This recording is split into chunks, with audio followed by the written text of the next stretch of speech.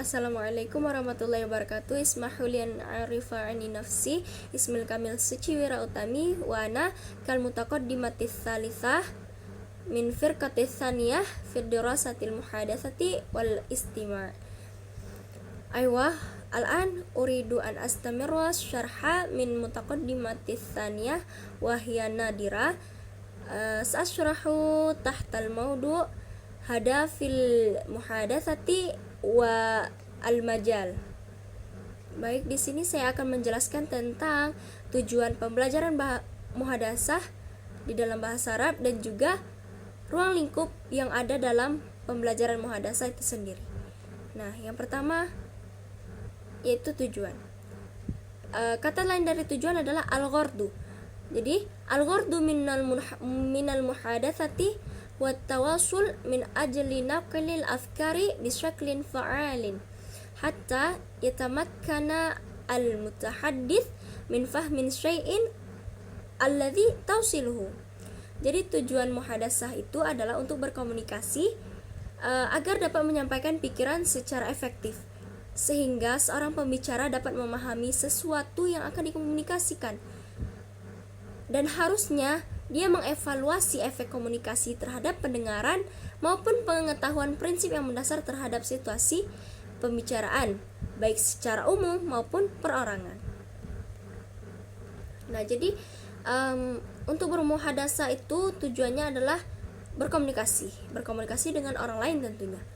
Lalu kita masuk ke ruang lingkup pembelajaran muhadasah atau majalul muhadatsati. Nah, nuqassimuha bisalasati aqsamin.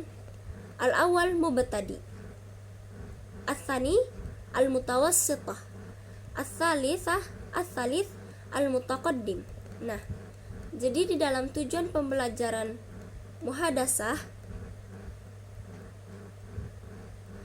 kami bagi menjadi tiga tingkatan. Yang pertama ada mubtadi. Mubtadi itu adalah tingkatan yang paling awal atau yang paling dasar. Lalu yang kedua adalah mutawassithah. Mutawassithah artinya adalah tingkatan tengah atau yang lanjutan. Lalu yang ketiga ada mutaqaddim. Nah, ini adalah tingkatan yang paling atas. Nah, jikalau membicarakan tentang ruang lingkup yang ada di dalam mubtadi, kita dapatkan yang pertama adalah yabda'ul muallimu fil hadithi bitarhil as'ilati allati yajibu an yujiba 'alaiha at-tullab. Nah, jadi guru itu mulai berbicara dengan memberi pertanyaan-pertanyaan yang harus dijawab oleh siswa. Nah, yang kedua adanya fil waqti nafsihi yatlubu minat tullab ta'allum nuqatil kalimat wa takwinal jamali wa ta'bir al-afkar. Nah, jadi yang kedua itu dalam mubtadi ada pada saat yang bersamaan siswa diminta untuk belajar mengucapkan kata, menyusun kalimat, dan mengungkapkan pikiran. Nah, itu tadi jika ruang lingkup ditelisik dari tingkatan mubtadi atau tingkatan awal. Lalu yang kedua adanya tingkatan mutawassithah atau lanjutan. Nah, maka kita dapatkan yang pertama adalah ta'allumut tahadduts an tariqi la'ibal adwar. Nah, jadi artinya belajar berbicara dengan bermain peran. Jadi untuk tingkatan mutawassithah itu beda. Kalau untuk mutawassithah itu kita sudah mempraktekkan, mengimplementasikan bagaimana bicara dengan orang lain atau diri sendiri, tetapi memang benar-benar berbicara untuk latihan. Lalu yang kedua adanya nakishu ma'a maudu'in mu'ayyin. Nah, artinya adalah berdiskusi dengan tema tertentu. Nah, jadi menurut pengalaman juga di kelas mutawassithah itu biasanya ada pembelajaran tentang debat dan juga kita disuruh untuk suatu waktu memperdebatkan suatu masalah untuk latihan litamrin.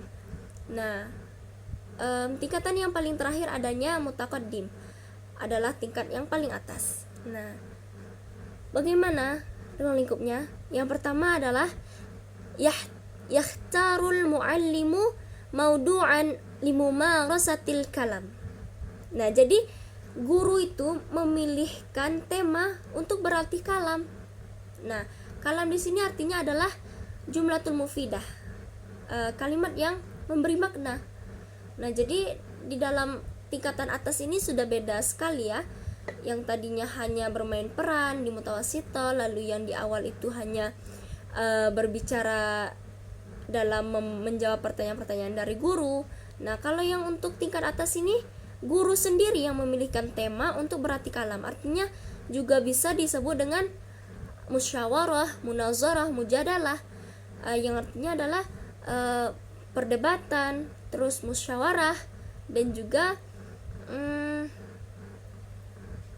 musyawarah, dan juga yaitu yang kedua ada yajibu ayyakunal maudu' al-mukhtaru mumta'an fima yata'allaq bihayati tulab.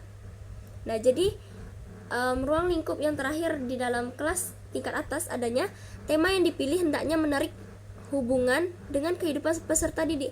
Nah, jadi pada saat guru itu memilihkan tema untuk berlatih kalam yang akan diperintahkan untuk murid-muridnya, itu hendaknya temanya itu relate atau berhubungan dengan kehidupan si peserta didik itu sendiri.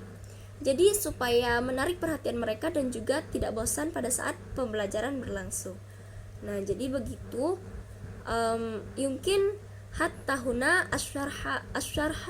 asyarhu min firqatina. Wa ana kal mutaqaddimati tsalitsah ashkuru syukran lakum jami'an ala istima'ikum wa ihtimamikum. Wa akhirul kalam. Assalamualaikum warahmatullahi wabarakatuh.